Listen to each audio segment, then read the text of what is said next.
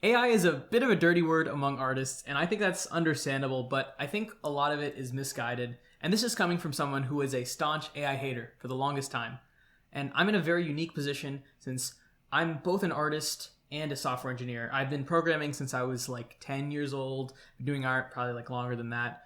And just to like flash my artist badge real quick, this is some art I've done. I also have a webcomic. The Unluckiest Man Has a Guardian Angel. It's on Webtoons if you want to look at it and hate watch and see if I'm a good artist. But I have a webcomic. I'm also a writer. I do have pride as an artist. I've put in a lot of effort into understanding creativity and all that sort of stuff. I'm not just a guy who doodles sometimes. I do actually really care about the creative craft. I've been putting a lot of effort into that. I'm also a musician. I'm a singer.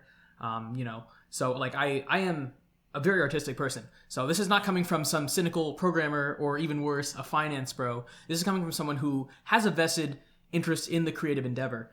So so when I was in college, I got a degree in game development, and for one of these classes, we took this class called experimental game design, which was basically about making experimental games. And one of the things that they wanted us to experiment on one of these projects was using AI.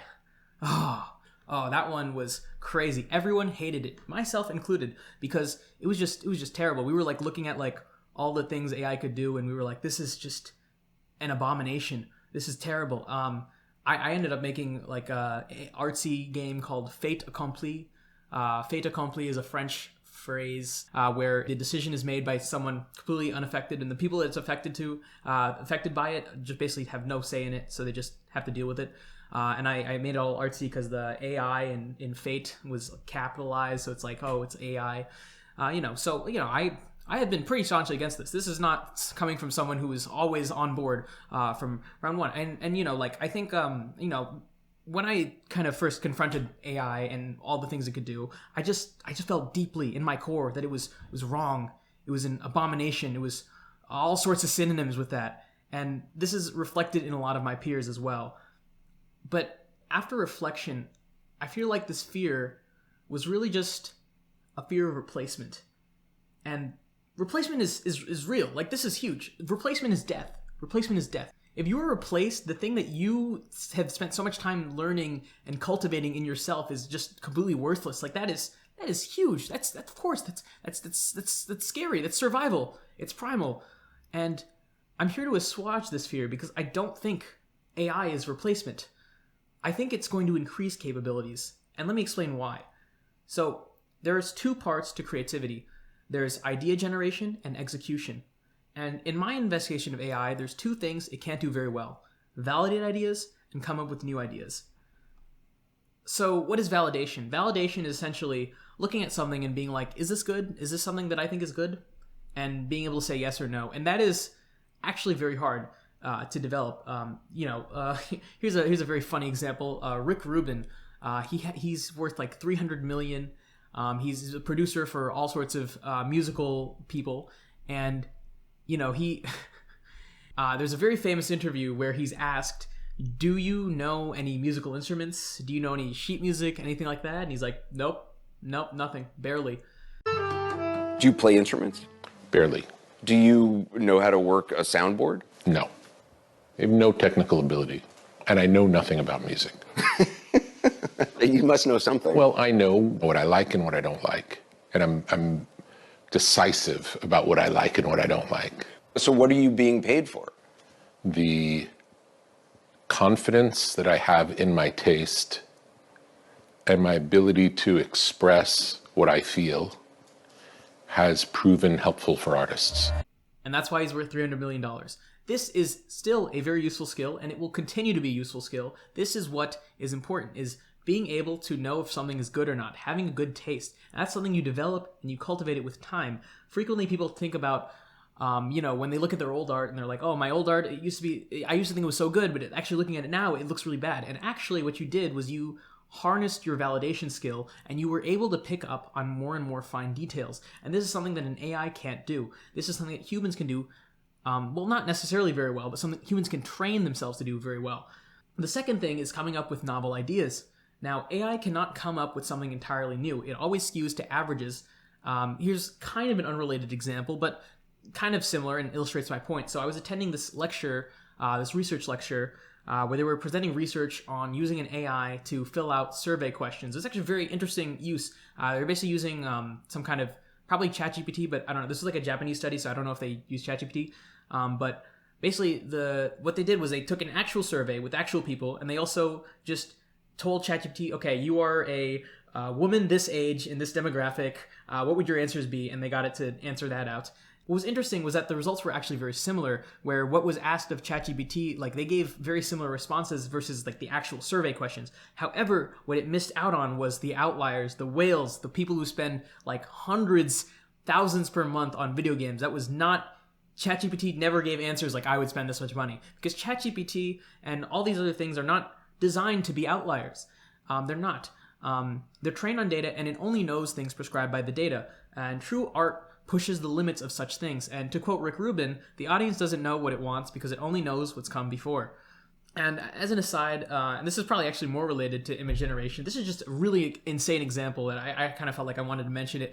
There was a study on, this was another research thing I attended, where it was trying to remove bias from like image classification things, which is related to image generation, because at least as far as I'm aware, I'm actually not too fully aware, but I believe that it's like image generation is like a reversal of a classification algorithm or something like that. But it basically was showing this continual problem where you would have, because there's such a bias of women cleaning in photos, that if you have like a woman, you're just like sitting on a couch or something, it will say the woman is cleaning. Whereas if you have a man who's literally cleaning, because it's, I guess, just not represented in the data set, it won't say that the man is cleaning, which is insane. It's just insane to me. And thankfully, this study was able to actually reduce that rate a lot. But the point is, it's like really heavily dictated by the data that it's there. And so that means that things that are truly creative, that things really want, because nobody wants slop, nobody really likes AI slop, the things that are truly new and innovative, that has to be put in by someone creative who is, guiding the hand of the AI. Let's go back to the two parts of creativity, idea generation and execution. Idea generation is only ever going to be good from humans. Let's be real. Have you ever asked ChatGPT to write you a story? Is it ever good? It's usually not very good.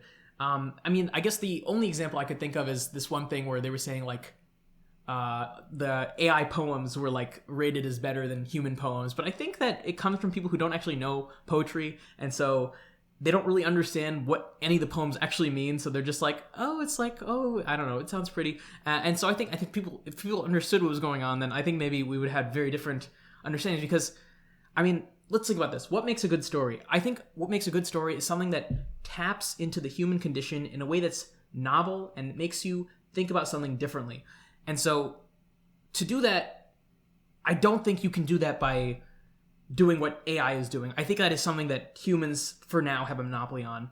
For my comic, a lot of time is spent just coming up with ideas. It's really, honestly, most of the effort. I guess not exertion effort, but it's one of the things is like just giving yourself time to think about things. And honestly, my least favorite task is execution. It takes time, and I have very little time.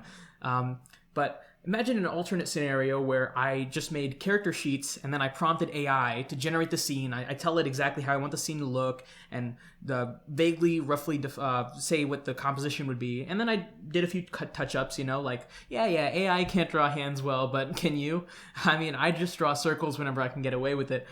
But at the end of the day, I would have the idea in my mind for exactly how I want the scene to look like. AI would not be able to do that without me. It would not be able to do that at all. And I can make edits to get the composition and the colors exactly how I want it, so it's still creative, because without my artistic eye, which, as I mentioned earlier, is something that you build with a lot of skill and take a lot of time to develop, it would not know how to look that way, and it would not look good in any way. It's like, when you see the soulless AI art, that's because there's no soul behind it, because there's no human being actually making sure it looks good and making sure it fits certain standards. And so, like, critiques of AI art, or maybe sometimes just critiques of AI being done badly, even within execution. So execution is probably going to be the domain of AI, right? Where it's going to be like, I come up with the ideas, but AI does most of the execution. But not even, actually. If you wanted to create a brand new art style that doesn't really exist before, that is something that you're going to have to do on your own, because it's like I said, only train on things that exist before. So something very unique like Van Gogh style, now obviously now it's been heavily trained on Van Gogh style. You could just say, hey, do this in Van Gogh style, right? But if you're making the new Van Gogh style, which is your style, it won't be able to come up with that. You have to come up with that yourself. And that is something that humans will have a monopoly on. I just also want to iterate that I think that creating an emotionally compelling story is the difference between like successful art and less successful art. If you kind of look at, there's some people who have like very good technical like capabilities, but they're just not capable of like really coming up with a emotionally convincing plot line or anything with their art. And so their art just kind of doesn't really get that successful because frankly, people really care about the emotions that they feel. That's like really the most important thing, at least in terms of art, at least in my opinion. And I'm sure there's other perspectives on this. And so being able to come up with that is still going to be a valued skill as it has always been. And so the point is that the true thing that is of value to an artist is the fact that they can come up with something creative that's emotionally compelling. And that is something that AI still can't do. And that is, I think, the essence of the job of an artist, which is still going to remain intact. But I think we need to also think about how AI has the capability to expand potential, not just replace jobs. I mean, this is kind of a little adage some people kind of joke around where a lot of people who are like very obsessed with AI are like, oh, I'm just going to replace all my workers. That's going to be amazing. But instead they could be thinking that they could, for very cheap, for like literally the same cost, scale up their business, And nobody thinks that way. Well, not nobody, but it's far less thought of because I think, I don't know, people maybe they're a little short-sighted. Imagine AI unlocking new potentials for art that was once not possible. And a good example of this is Neo NPCs. So I had the fortune of attending Game Developer Conference some years ago, and I saw this presentation about Neo NPCs from Ubisoft. And Neo NPCs were essentially NPCs that had an LLM behind them, and they had a personality programmed in there. And so you could have games within the NPCs where you could try to befriend it. That could be a quest, and it's not just oh, be my friend and oh, I'm your friend. You have to actually navigate around it because there's a writer behind it, and the writer writes an entire backstory for this Neo NPC and how it works. You can have quests about try to get information. So it's oh, maybe this person won't actually talk to you until you can convince him to tell you this type of stuff, right? And all this sort of stuff, right? And so Neo NPCs were very cool because it was taking an NPC, but you could actually interact with them like a human being. And the thing is, what was the most interesting to me, and most interesting to this video, is that the writer behind it, who, by the way, was a writer, not a programmer who's oh, I guess I'll do writing, is they hired a writer, a professional writer. She said that it was more work than a normal NPC because you had to learn, well, for one, you had to learn more technical skills. You had to kind of a understanding, some mental model of how the AI stuff works, but you also had to write a very fleshed out backstory because, players are going to prod around and they're going to ask the NPC a lot of questions. And if you didn't write down something or something that makes sense and you didn't put it all together in a way that is coherent, then it's not going to work. And so that is incredible because not only are you enhancing the capabilities of writing, you are creating more jobs because it requires more writing to actually make it happen. If we can harness this technology properly, we can create more jobs and opportunities. Think about how much art exists in your life. It can always be more. We can create new interactive art. We can fill places with art where it was not normally financially viable. We could really do a lot of cool stuff.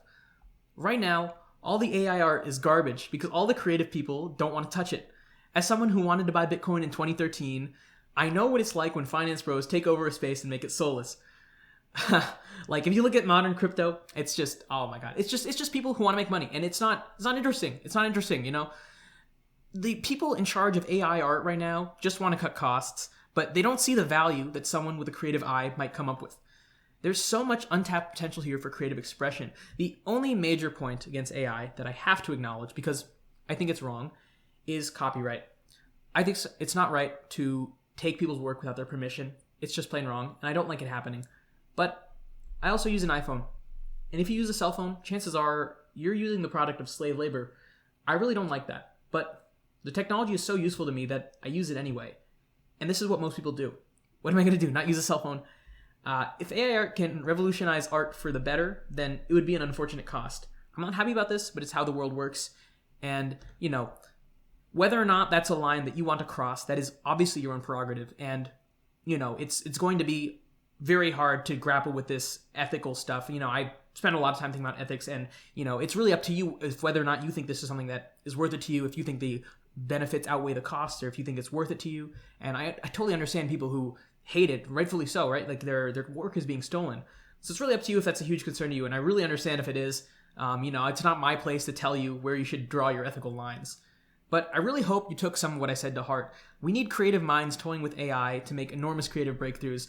And until we collectively get over our fear, it'll just be used to automate us. We need to have creative minds here so it's not used in the most dystopian ways possible, and we can actually use it for interesting things and maybe ways to increase jobs, like with the Neo NPCs. I'm not. This is going to be completely new things. Like, I'm not just going to be able to spitball them out in a video where it's like, this is the new way we can create AI art that's actually going to create more jobs and it's going to blah, blah, blah, blah. If I come up with that, that would be a huge thing. And I wouldn't just say it in a YouTube video. I would probably be out there making some stuff, but someone out there with a very creative mind will be able to come up with something where the AI art will actually be used to increase creativity and create more jobs. And I really think that is huge, If you disagree, please let me know. I'm not being paid by anyone, and my positions have been and will continue to evolve, and I'd like to know if I'm being stupid.